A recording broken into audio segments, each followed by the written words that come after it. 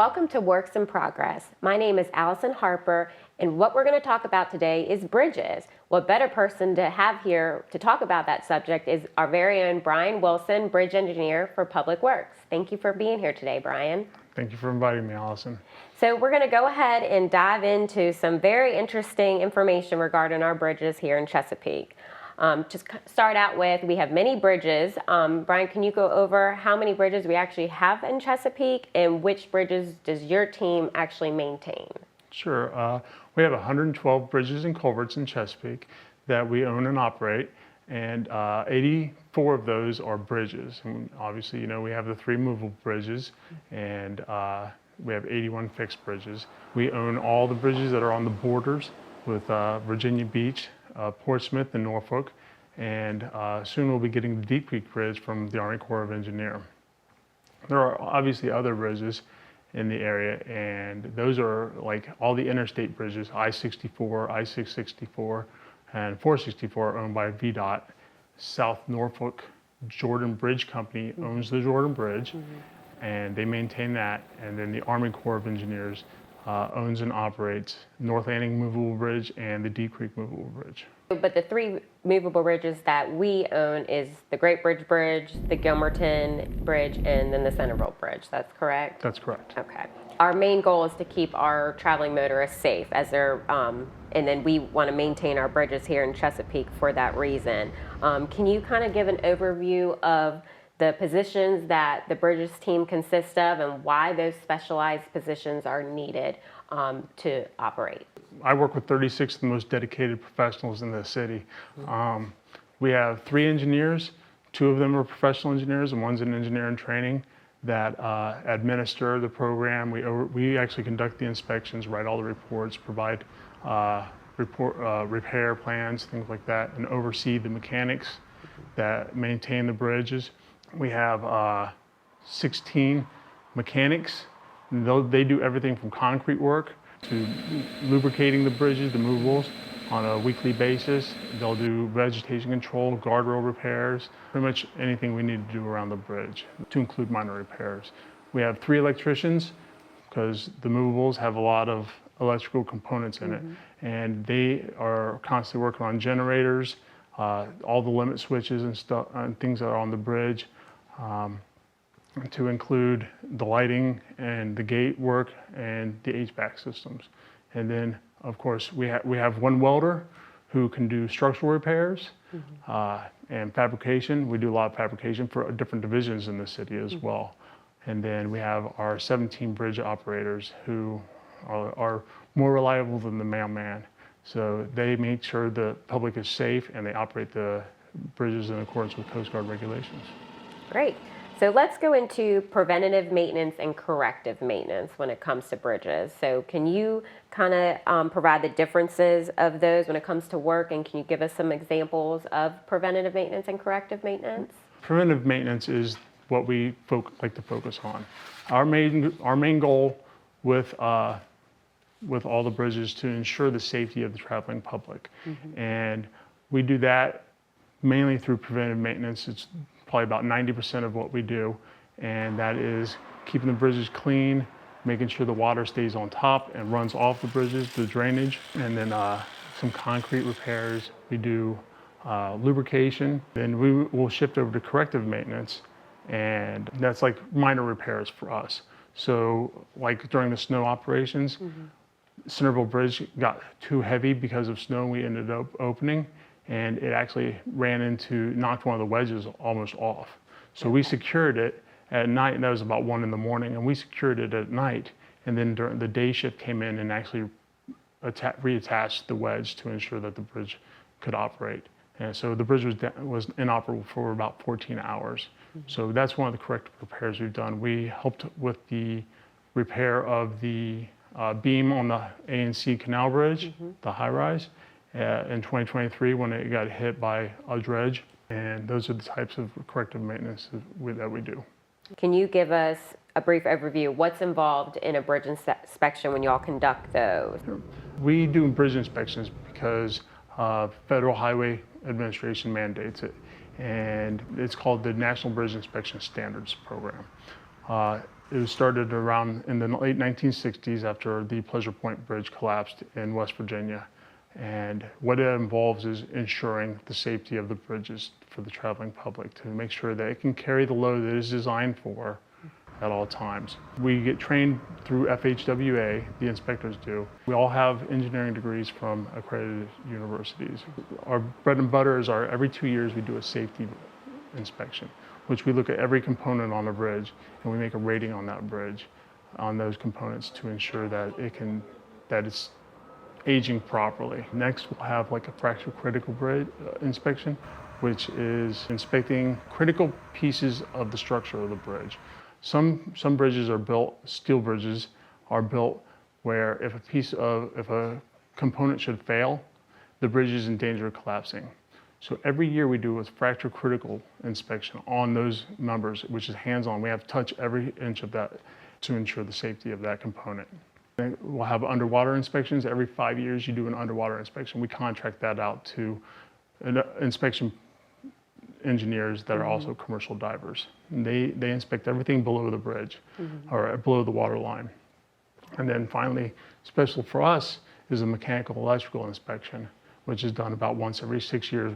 We hire a firm to come in and do an entire inspection of all the mechanical and electrical components on our 3 movables, but we inspect them every quarter.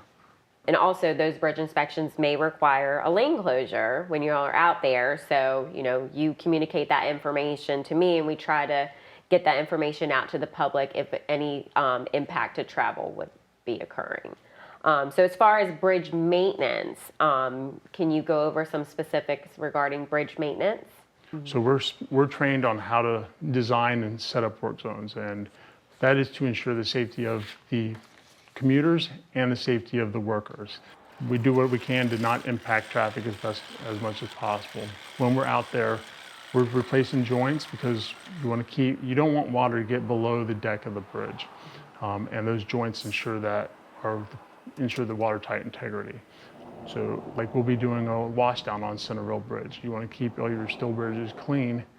That way they don't age, they don't rust. And the longer we can keep something from rusting, the longer the lifespan of the bridge. Okay. So what we're trying to do, our maintenance might be inconvenient for a few hours one day, but what we're trying to do is we're trying to push rehabilitative maintenance. Think about like the triple decker work that's going on right now, right? We don't want that to happen. We want to push that to as far in the future as possible. And that's what this team does through a few hours at a time, impacting a little bit of traffic.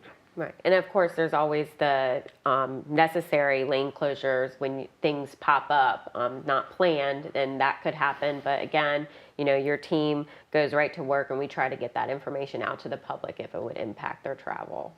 That's right. You're on speed dial on my phone. Yes. So when something happens, you're one of the first people we call. That way you can notify the public as quickly as possible. And we keep the news media informed of any openings that we are required to. Great. Can you go over some other duties that your team's assigned? Sure. We also maintain all the guardrail for the city. We average about 70 repairs a year. They've gotten very good at what they do. We had 3 guardrail repairs the day after we finished clearing all the snow here in March. So that was pretty good for those guys. We also manage the no wake or the waterways signage. So we use boats to inspect the bridges. So it's just convenient for us that we also maintain the signage around the city. We also will maintain the Oak Grove Park tunnels. We do that, participating when responding to weather. So we supply some people to streets and highways and they run plows, but we also keep the bridges clear and do minor parts of the city. So we participate in branding ops. We brined all of 17 this time and all of South Norfolk, and we specialize trying to keep South Norfolk clear of as much snow as we can. Can you explain the importance of having your crew available 24/7?